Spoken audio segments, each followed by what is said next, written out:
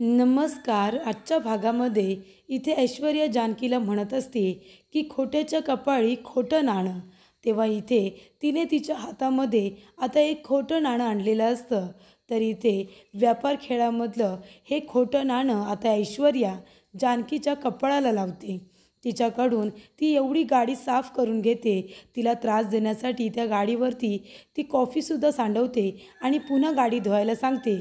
आणि तिला खरे पैसे न देता तिला इथे खोटे पैसे देते आणि ते सुद्धा ते नाणं तिच्या कपाळावरती ती मुद्दामून लावते. आणि तिला इथे इन्सल्ट करून ती जात असताना जानकी तिचा हात पकडते आणि तिला तिथे थांबवते. जानकी म्हणत असते की ऐश्वर्या, हे खोटं नाणं तू माझ्या कपाळावरती लावलं होतंस ना, तू बघितलंस का? या नाण्याला माझ्या सौभाग्याचं कुंकू लागलेलं आहे. म्हणून आता हे खोटं नाणं राहिलेलं नाही आहे, तर हे नाणं माझ्यासाठी लक्ष्मीचं रूप झालेलं आहे. आणि तुला तर माहिती आहे, नाण्याला इथे आता सौभाग्याचं कुंकू लागल्यानंतर त्याचं महत्त्व किती वाढतं.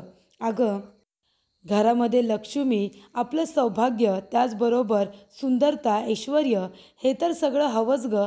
धनसंपत्ती खूप महत्त्वाची आहे. तू मला हे खोटं नाणं दिलेस ना, हे मी माझ्याकडे जपून ठेवणार आहे. आणि या खोट्या नाण्यासकट मी या घरामध्ये, माझ्या घरामध्ये कसा खऱ्या पैशांचा पाऊस पाडते ना, ते बघच तू. आणि हे नाणं मी याच्यासाठी जपून ठेवणार आहे की तू कशी माझी फसवणूक केलीस, कसं तू मला खोटं बोलून मला घरातून बाहेर काढलंस. तर एका अंगावरच्या वस्त्रासकट लंकेची पार्वती बनून तू मला माझ्या घरातूनच बाहेर हकलून दिलंस ना. पण आता बघ, मी सुद्धा तुला एक शब्द देते. मी सुद्धा माझ्या घरामध्ये, रणदिवेंच्या घरामध्ये मोठी सून म्हणून मानाने पुन्हा एकदा मिरवत येईन. मी, माझी मुलगी आणि माझा नवरा ऋषिकेश, आम्ही तिघेही जण वाजत गाजत पुन्हा एकदा माझ्या घरामध्ये येऊ. आणि तेव्हा मी तुला सांगते, तू पदराने माझे पाय पुसशील. माझे पाय धुवून, तुझ्या पदराने पुसून माझ्या पायांवरती तू नाक घासशील. ही गोष्ट लक्षात ठेव. तुला माहिती आहे का, अहंकार आणि स्वाभिमान याच्यामध्ये काय फरक आहे? तर एवढाच फरक आहे की जानकी आणि ऐश्वर्या, तू अहंकारी आहेस तर मी स्वाभिमानी आहे. आणि मी सुद्धा मानानेच माझ्या घरामध्ये परत येईन. तू माझ्यावरती खोटा आळ घेऊन मला घरातून बाहेर काढलेस ना, पण एक ना एक दिवस मीच माझ्या घरामध्ये वाजत गाजत परत येते की नाही, बघच तू. तेव्हा इथे आता जानकीने सुद्धा ऐश्वर्याला पलटवार असं उत्तर दिलेलं असतं. पण ते जेव्हा सगळं काही ऋषिकेशला कळतं, तेव्हा ऋषिकेशच्या पायाखालची जमीन सरकते. त्याची इथे आता खूपच जास्त तळमळ झालेली असते. रागाने तो पूर्णपणे व्याकुळ झालेला असतो. तो म्हणत असतो, त्या ऐश्वर्याची एवढी हिंमत, तिने माझ्या बायकोच्या कपाळाला खोटे पैसे लावले. मी तिला सोडणार नाही आहे. आता जानकी, एकतर ती ऐश्वर्या राहील, नाहीतर एकतर मी राहीन. पण तिचं हे वागणं मी अजिबात सहन करणार नाही. तिची एवढी हिंमत झाली की तिने माझ्या बायकोच्या कपाळाला खोटं नाणं लावावं. आणि तो बैल सारंग तिथे होता ना, जानकी सांग, तिथे होता ना तो? तेव्हा जानकी म्हणते, हो, होते तिथे. तेव्हा ऋषिकेश म्हणतो, तो बायकोचा बैल सारंग, त्याने काहीच बोलावं नाही का? तू वहिनी म्हणून त्या घरासाठी, त्यांच्यासाठी काहीच केलेलं नाही आहेस का? मग तरीसुद्धा त्याने, त्याची बायको एवढा आगाऊपणा करत असताना त्याने साधंमध्ये बोलावं नाही? हे घर जोडून ठेवण्यासाठी जानकी, तू किती प्रयत्न केलेस ग. पण ह्या सारंगला सुद्धा त्याची ओळख राहिलेली नाही आहे का? आत्ताच्या आत्ता जातो आणि त्यांना जाब विचारतो. तेव्हा जानकी म्हणते, ऋषिकेश, हे बघा, तुम्ही कुठेही जाऊ नका. त्या ऐश्वर्याला मी चांगलंच उत्तर दिलं आहे. मी तिला सांगितलं की ज्या कपाळाला तू खोटं नाणं लावलंस ना, त्या नाण्याला माझं सौभाग्याचं कुंकू लागलं आणि त्या नाण्याला लक्ष्मीचं रूप आलेलं आहे. ते नाणं मी माझ्याकडे जपून ठेवेन आणि घरामध्ये खऱ्या पैशांचा पाऊस पाडेन, असं मी तिला बोलली आहे. तेव्हा इथे आता ऋषिकेश म्हणत असतो की जानकी, अगं, तू ते खोटं नाणं का घरामध्ये घेऊन आलीस? तेच नाणं तू त्या ऐश्वर्याच्या घशामध्ये भरायला हवं होतंस. जानकी, असं नसतं गं. तू ते नाणं घरी घेऊन यायला नको होतीस. तू आत्तापर्यंत सुई दोरा घेऊन सगळं काही जोडून ठेवायला निघाली होतीस, हो की नाही? सगळी नाती गोती ही तू विणून ठेवायला निघाली होतीस, एकत्र बांधून ठेवायला निघाली होतीस. पण त्याचा काय उपयोग झाला? कुणी तुला समजून घेतलं, कुणी तुझी बाजू घेतली? अजिबात नाही. म्हणून मी तुला म्हणतोय की आता सुई दोरा आहे ना, तो टाकून दे आणि हातामध्ये कात्री घे. आता सगळं तोडायला निघ, सगळं काही इथे कापून टाकायला निघ. आपल्याला ही नाती गोती कुणीच नको आहेत. तेव्हा इथे आता जानकी म्हणत असते, ऋषिकेश प्लीज तुम्ही शांत व्हा, मी तुमच्यासमोर हात जोडते. आपल्याला काही नको आहे, पैसा अडका धन दौलत खरंच आपल्याला काही नको आहे. आपण आपल्यावरती फोकस करूया ना, आपल्या या छोट्याशा संसारावरती आपण फोकस करूया. आपल्याला दुसरं काही नको. त्या ऐश्वर्याला जे काही करायचं आहे ते करू देत. तेव्हा इथे आता ऋषिकेश म्हणत असतो, हे सगळं माझ्यामुळे घडतंय ना जानकी, माझ्यामुळे तू बाहेर नोकरी शोधायला गेलीस आणि बघ ना तुझ्याबरोबर काय घडलं. आणि तो स्वतःच्या हाताला आता दुखापत करून घेण्याचा प्रयत्न करत असतो. तेव्हा तिथे जानकी येते आणि म्हणते, ऋषिकेश हे काय करताय तुम्ही? प्लीज तुम्ही स्वतःला त्रास करून घेऊ नका. अहो तुम्ही एकटे एकटे काय कराल एका हाती सांगा बरं. हे जे काही करताय तुम्ही एकटेच तर करताय ना. तुमच्या हाताला थोडाफार हातभार लागावा म्हणूनच मी नोकरी शोधायला गेले होते ना. तर हे बघा, तुम्ही अजिबात मनाला वाईट वाटून घेऊ नका. आपण दोघेजणं जर एकत्र असू ना ऋषिकेश, आपल्याला कुणाचीच गरज नाही आहे. आपण आहोत ना एकमेकांसाठी.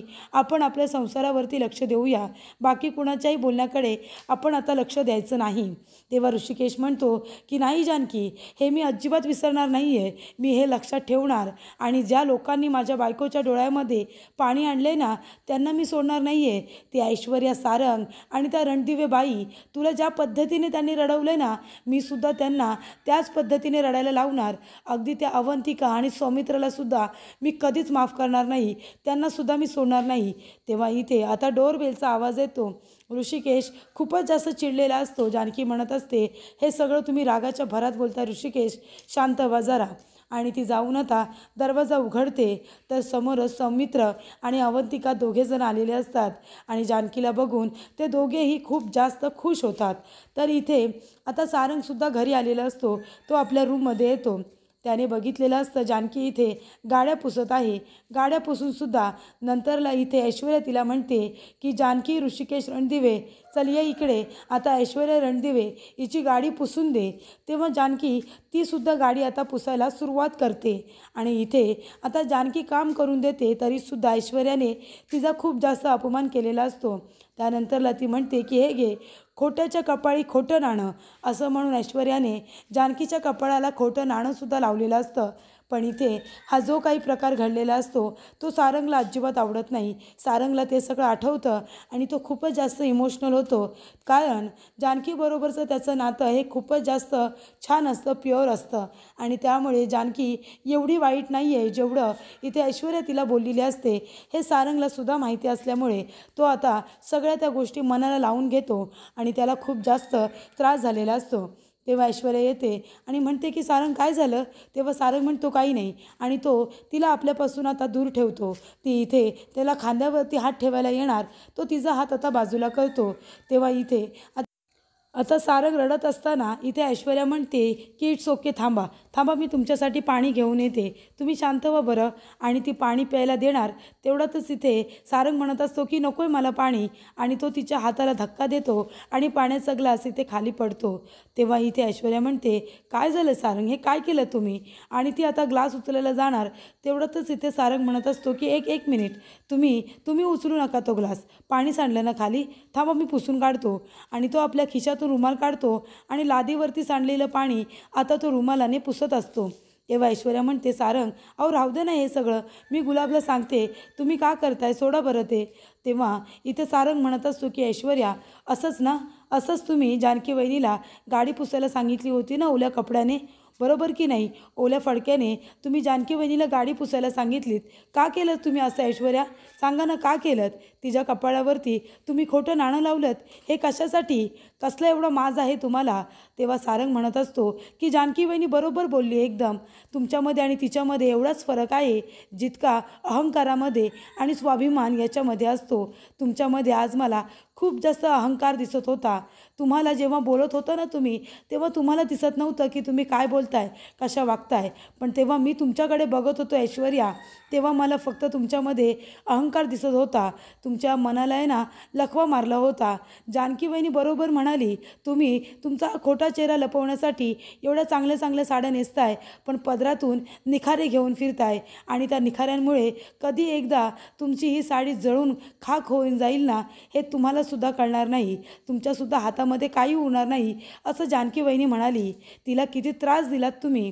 तर इथे आता अवंतिका आणि सौमित्र आल्यामुळे ऋषिकेश अजूनच चिडतो आणि म्हणतो, का आलं तुम्ही दोघंजण इथे भिकाऱ्यासारखे?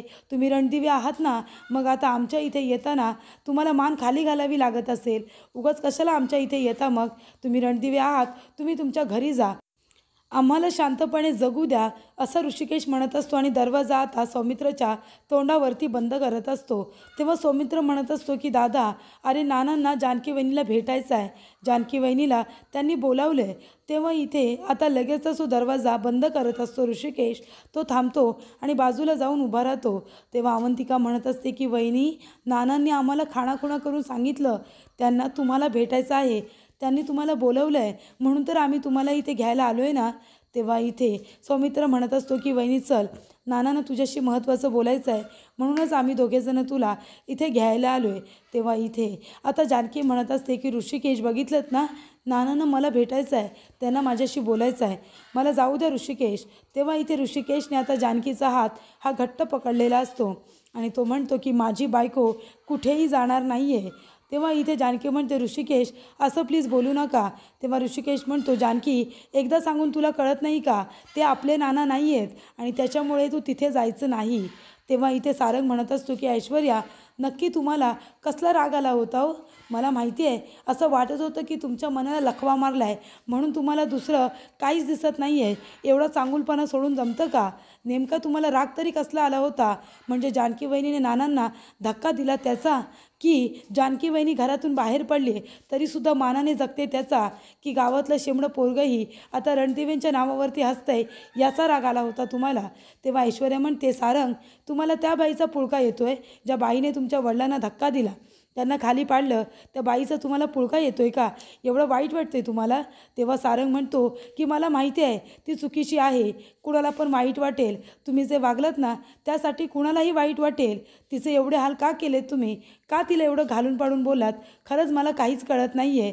तेव्हा इथे आता सारंग म्हणत असतो की तिला असं काम करताना बघून मला एवढं वाईट वाटलं. ती चुकीची असेल देखील, ती चुकीची आहे म्हणून तुम्ही तिच्याबरोबर एवढं वाईट वागाल का?